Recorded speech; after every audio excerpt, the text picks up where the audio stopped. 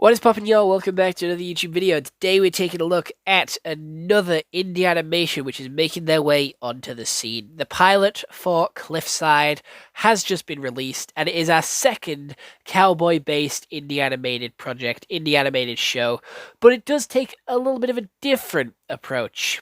It takes an approach to the outlaw side of things instead of the sheriff side, which I quite like because it does still make it feel a little bit new, a little bit different, and I'm excited to see where this goes because this pilot is really good. It is one of the longer pilots that we have seen on the channel. It is around 12 minutes. It is on the longer side for indie animation, and oh god, is this world filled with mystery, filled with lore, and it does have a very Gravity Falls-esque feel to it. However, how the story goes is we wake up in a town with a load of weird shadow creatures attacking and an outlaw defeating them. He has the help of his partner, and they then defeat them all and go back to their trailer. They're in the trailer, and he's keeping watch. He's getting himself distracted, playing with his gun. He shits himself and throws his gun when his partner comes out the trailer. So then he goes to collect the gun. He gets caught in a giant spider's web. He befriends the spider, which is like a town girl spider sort of hybrid, and then they get attacked by a giant bird and death itself. They kill the bird in a very strange way, and then he trains her how to be an outlaw, which goes horribly wrong, and the sheriff ends up capturing them. And then Death comes along, and Death's angry that they killed the bird, and there's a big all-out brawl between the main character and Death, and they defeat Death and make him sheriff, so he's happy. Then they go off and enjoy their day, and that's pretty much it. That's where it ends. And I'm gonna be honest, the character design is a little bit basic here for the main two characters. I feel like they are the most underwhelming character designs, and they're supposed to be the main characters, so they should be the ones that stand out the most. And that's why I say it has more of a Gravity Falls vibe to it, because obviously we have a load of weird creatures in this little town, this little western village, and we have like shadow creatures, we have like death itself, we have a bird, we have spider human hybrids which can shoot guns and have like crab pincers on the end of their like feet, arms, legs, whatever spiders have. I don't know. And it just feels very Gravity Falls to me, with all the mystery and the sort of like strange goings on that's going on in the town. We don't see a lot of human-based characters other than one background character, which is just a gang guy that dies every time he's on screen, which I like. That guy died like 3 times and it was funny. First time, didn't get a laugh out of me, got like a nose exhale. The second time was funny as fuck, because it's like, oh shit, it's that guy, it happened again. And then the third time, I was laughing again. It was great that he appeared 3 times and died every single time. It was so good and so sort of clever, and I feel like if they have that gag throughout the entire series, it will work so well. However, do it like Avatar did the Cabbage Merchant, where it's not in every episode, but it's often enough to sort of make the reference, make the connection, and make the sort of, make the joke. Like, don't overdo it, but don't underdo it either. There's like a fine line between like overdoing it, underdoing it, and getting it just right. And some shows do struggle with that, and they refer to the jokes way too often that it gets boring, basic, and predictable. But Avatar, they do that cabbage joke so well that I feel like it could be just this joke could be on the same level as that one. We also have a couple of other things going on as well, like the weird death creature. This is like a death design that I've never seen before, making him a giant sandworm from Dune. I thought that was really cool, and making him very ominous, creepy, and scary by making him not speak. I've seen a lot of sort of indie animated shows and sort of actual shows make death not scary, make him goofy and silly, which is supposed to be like opposite because of what he actually does as like a murderer or like a Deathbringer. So making him actually like a Deathbringer and scary here caught me off guard a little bit, and was definitely a weird choice. They've definitely moved away from the Grim Reaper design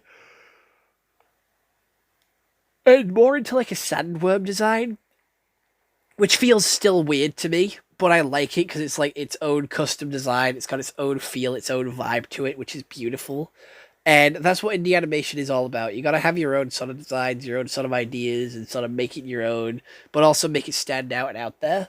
So there's a lot of sort of things that this does to make it out there and stand out. The animation itself feels very stagnant and rough. Like it doesn't flow that nicely. It feels very sort of robotic, and they kind of feels like they're using rigs instead of drawing out every frame. Now, I don't know how this animator did this. I don't know how the animator made it, and I don't know how much time they put on it. But I do know a lot of effort went into it, so I don't want to discourage them from continuing the series. But I do feel like how the main characters moved was very stagnant, very rough, and I just got that vibe throughout the entire thing. Like the way they moved didn't flow nicely, and fair enough if that's their style, that's what they want to go for. It does sort of fit the vibes of the sort of creepy show and the sort of creepy vibes of it, where like it doesn't feel right. So the characters moving slightly jagged, slightly rough, also doesn't feel right and sort of builds the eeriness and suspense. However, in contrast to that, it's also a very comedic show. We've got some really good comedic timing, some really good comedic jokes, and it is quite funny. It did have me laughing, like I said, with that joke of that character dying. So there is like a contrast between eerie, scary, and funny, and I feel like it balanced it rather well. And especially with the sort of spider character, she looked creepy as shit, and she was all like scary coming to kill him, and then she turned to be really sweet and nice. Still a little bit psychotic, but still she was sweet and nice, and I like that. That was like a really good twist, which I didn't really expect. And she is the poster child. She is the child in the poster. She's the child on the thumbnail. She's like the character, the one that's like the marketable one. So I'm not sure if she's going to be a main character or not, because this show does follow the main sort of bandit guy and his sort of female partner, like his um his woman friend, his like I don't know if it's his girlfriend. I don't know what they are. It's like I don't know his partner, his I don't know. I don't know what their relationship is. They seem to hate each other. I don't know if they're brothers or sister either.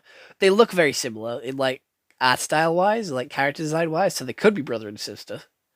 I don't know. I don't know. It's strange. But I still love this. I still think it's exciting. I still think this has a lot of potential in moving forward and having a good, successful career, a good sort of lifespan, like Helluva Boss, like Amazing Digital Circus, like Murder Drones. So I'm excited to see where this goes, what comes from it, and if you do see any other indie animated sort of shows pop up and around, you do want me to review them, you do want me to take a look at them, please do send them my way. Please do leave them in the comments below, or just message me on Instagram, which you can find in the link in the description, which will take you to everything else that I have to offer as a content creator, from my TikTok to my Instagram to my Facebook, Snapchat, Cameo, Reddit, anything like that. Send them there so I can see them, get a hold of them, and try them for myself, watch them, and I'll review them as well. If you want to help support the channel, though, please press the big red subscribe button, because YouTube has told me 98% of you are not subscribed, but you are recurring viewers, so you obviously like my stuff, but why are you subscribed? I don't know. Only you can answer that question. So feel free to answer it in the comments below, or just press the big red button, because that also helps out a lot as well. Other than that, there isn't really much else to say for this show, other than go watch it for yourself, make your own thoughts, make your own opinions, go show your love and support to it. And I do believe it has either a Patreon or a Kickstarter where you can go and help support the funding of this animated project, help support the funding, help support the game, like the show, and like I genuinely think it's gonna be amazing. It looks so good. It's got a really nice story base, and I'm excited to see where it goes. But other than that, I hope you all enjoyed this YouTube video. I'll see you all next one. I hope you all have an excellent day, and goodbye. And I'm gonna rate it a solid 8 out of 10, because it's got potential, but it isn't the best that I've seen. Other than that, bye bye.